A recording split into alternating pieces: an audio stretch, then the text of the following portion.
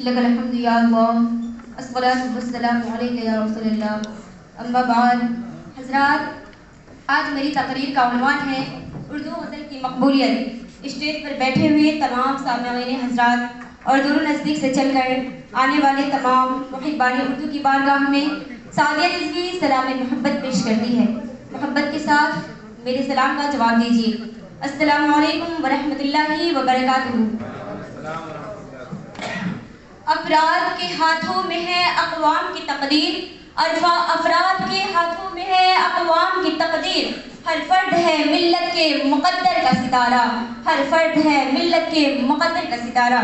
सदर अली वक़ार, गज़ल उर्दू शायरी की सबसे मकबूल सिन्फ़े सुख़न है। मैं सादिया रिज़वी इसे बजा तौर पर उर्दू की आबरू मानती हूँ। उर्दू ज़बान में जब से गज़ल का आगाज़ हुआ तब से आज तक गज़ल तरह तरह के एतराज़ात का निशाना बनती रही है।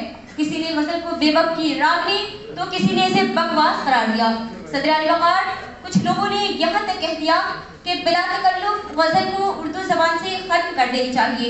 लेकिन वाह रे उर्दू ज़बान को नई उड़ान देने वाली सिन्फ़े सुख़न गज़ल, तेरा कोई जवाब नहीं।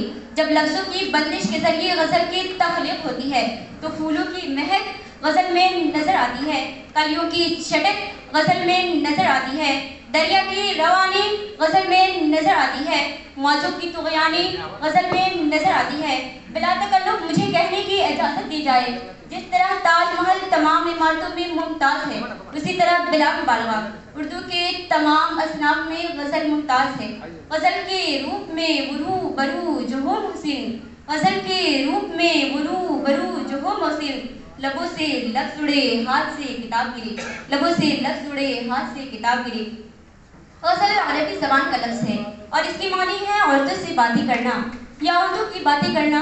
इस सिंफ को गज़ल का नाम इसलिए दिया गया कि हुस्न व इश्क ही इसका मौजू होता था, लेकिन वक्त गुजरने के साथ साथ इसके मौज़ूआत में इजाफा होता गया और आज गज़ल के ज़रिए हर तरह की मज़ामीन पेश किए जाते हैं। गज़ल एक दिलकश सिन्फ़े शायरी है और तरन्नुम व मौसीक़ी से इसका गहरा ताल्लुक़ है। इसी वजह से गज़ल मुशायरों में बहुत मकबूल रही। गज़ल की मकबूलियत की सबसे बड़ी वजह यह है कि गज़ल की जड़ें हमारी तहज़ीबी और समाजी ज़िंदगी में दूर दूर तक फैली हुई है। बस मैं अपनी बातों को ख़त्म कर रही हूँ, बस एक शेर के साथ। क़ुव्वते फ़िक्र व अमल पहले फ़ना होती है, क़ुव्वते फ़िक्र व अमल पहले फ़ना होती है, तब किसी कौम की शौकत में ज़वाल आता है। उर्दू ज़बान जिंदाबाद। उर्दू गज़ल का शुक्रिया।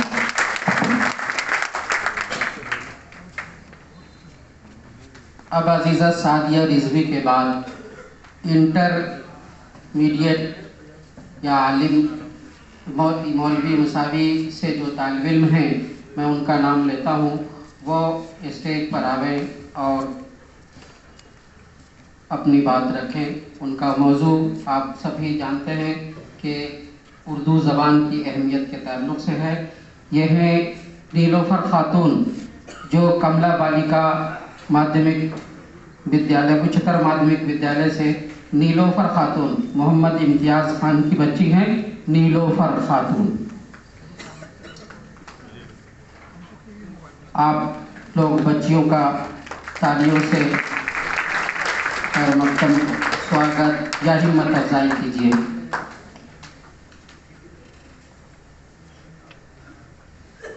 सारे जहां से अच्छा हिंदुस्तान हमारा, सारे जहां से अच्छा हिंदुस्तान हमारा, हम बुलबुलें हैं इसकी ये गुलसिता हमारा।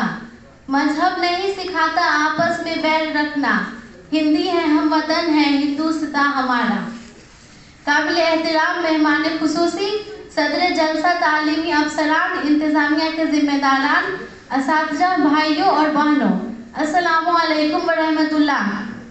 मैं नीलोफ़र खातून 12वीं की तालिबा आज इस मुसाबकाती प्रोग्राम में आप सबके सामने उर्दू ज़बान की अहमियत पर अपनी बात पेश करने की जसारत कर रही हूँ।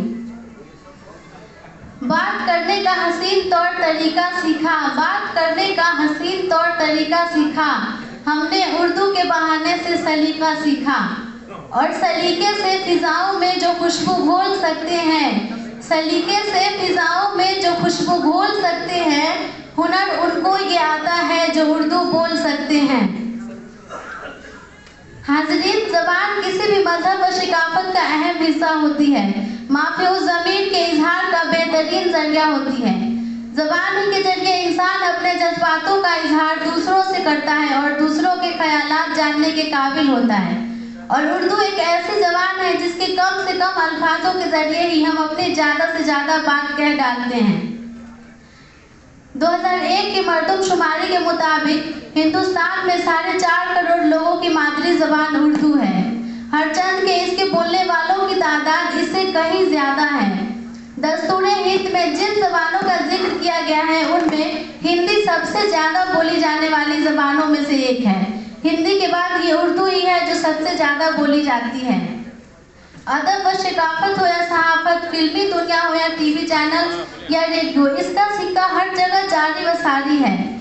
उर्दू ज़बान सिर्फ हिंदो पाक में नहीं बल्कि इसकी कई नई नई बस्तियों यहाँ तक कि मुल्क के बाहर भी कायम हो रही है, जिनमें अमेरिका, इंग्लैंड, कनाडा और खलीजी ममालिक का भी खुसूसन जिक्र किया जा सकता है। हाज़रीन, उर्दू ज़बान का अपना कोई खास किस्सा नहीं है, बल्कि ये कमोबेश मुल्क के तूलो अर्ज़ में हर जगह बोली और समझी जाती है। 50 से ज़्यादा यूनिवर्सिटियों में BA, MA और रिसर्च की सतह पर उर्दू की दर्स व तदरीस का निज़ाम है। हिंदुस्तान में 16 से ज़्यादा उर्दू अकादमियाँ मुख्तलिफ रियासतों में उर्दू कास्ट के लिए सरगर्म हैं। इसी तरह जनवरी 1998 में पार्लियामेंट के एक एक्ट के तहत मौलाना आज़ाद नेशनल उर्दू यूनिवर्सिटी हैदराबाद का एक क़याम है, जिसमें रिवायती और फासिलाती दोनों ही तरीक़ों से तालीम व तदरीस की सहूलियतें उर्दू ज़बान में फराहम हैं। मोहतरम हज़रात, उर्दू के मानी लश्कर के हैं, जिसमें हर मजहब, जात और कौम के लोग शामिल होते हैं। यही मामला उर्दू ज़बान का शुरू से रहा है। उर्दू ज़बान ने भी दूसरी ज़बानों के साथ अपने आप को जोड़ा और इम्तिजाज पैदा किया। दूसरी ज़बानों के साथ हमेशा इसने दोस्ताना ताल्लुकात रखे, उनके अल्फाज को जज्ब करके अपने आप को मजबूत किया। हाज़रीन, उर्दू ज़बान की अपनी रवादारी और इम्तिजाज के क्या मानी है, ज़बान की सतह पर देखिए। अब्दुल मोहम्मद हुसैन आज़ाद ने अपनी एक किताब आबे हयात में एक जगह दिल्ली के एक शरीफजादे की बातचीत नकल की है, जिसमें वो लड़का बड़ी रवानी से ये कहता है कि मैं बाजार से साइकिल पर बैठकर चला, घर पहुंचा, जिप उठाई, कमरे में दाखिल हुआ। कमरे में मेज कुर्सी रखी थी, लैंप जल रही थी, मैं कुर्सी पर बैठ गया। इन जुमलों की तरतीब देखिए कि इनकी बुनियादी अफ़ाल सब हिंदी है। मसलन मैं चला, घर पहुंचा, उठाई, रखी थी, जल रही थी, बैठ गया। बाकी बाजार फारसी, साइकिल अंग्रेजी, दाखिल घर हिंदी, चिक तुर्की, कमरा अतालवी, दाखिल अरबी। बाकी इन कमरा अतालवी, दाखिल अरबी, कुर्सी पुर्तगीज, कुर्सी फारसी, मेज पुर्तगीज, लैंप अंग्रेजी। वो करे बात तो हर लफ्ज से खुशबू आए, वो करे बात तो हर लफ्ज से खुशबू आए, ऐसी बोली वही बोले जिसे उर्दू आए। मोहतरम हजरात, उर्दू ज़बान ने सैकड़ों हज़ारों उर्दू ज़बान ने दूसरी भाषाओं से सैकड़ों हज़ारों अल्फाज व मुहावरात को अपने अंदर जज्ब करके उनको एक लड़ी में पिरो दिया, उनकी मालाएं और सुमरन बनाई, उनको गलों और हाथों में पहनाया और दिलों में उनको उतारा और ऐसा तजुर्बिया अपने अंदर पैदा किया कि इसका जवाब किसी दूसरे ज़बान में मिलना मुश्किल है। यही उर्दू ज़बान की अहमियत है और इसके ज़िंदा रहने का सबूत। हाज़रीन, उर्दू ज़बान हमारे यहाँ सदियों से राइज है, मगर अफसोस कि उर्दू वालों ने ही इसकी कदर नहीं की। उर्दू ज़बान हमारी आज़ादी के 75 वर्षों में हमारी रुकावट की एक बड़ी वजह ये रही कि हमने उर्दू ज़बान से मुंह फेर लिया, मगर कि उर्दू ज़बान ही है जो आज अंग्रेज़ी का मुकाबला कर सकती है। मगर हमारी कोताहफ़हमी ये रही कि हमने अंग्रेज़ी में बातचीत की रवानी को खुद एतमादी से ताबीर किया और उर्दू में गुफ्तगू करने वाले और लब पे आती है दुआ बन के गाने वालों को पसमानदा ज़हनी गुर्बत का शिकार समझा। लेकिन अगर अभी भी मेहनत से इसका पेशोरफ्त किया जा सकता है।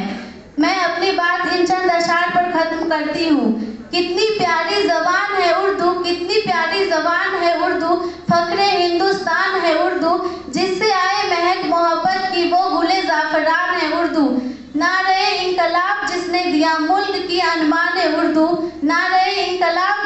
दिया। मुल्क की अनबान है उर्दू, कितनी प्यारी जबान है उर्दू, फख्र हिंदुस्तान उर्दू। रूह कहते हैं, जान कहते हैं, रूह कहते हैं, जान कहते हैं, फख्र हिंदुस्तान कहते हैं। ये मिटाने से मिट नहीं सकती, इसको उर्दू जबान कहते हैं। शुक्रिया। बहुत बेहतर।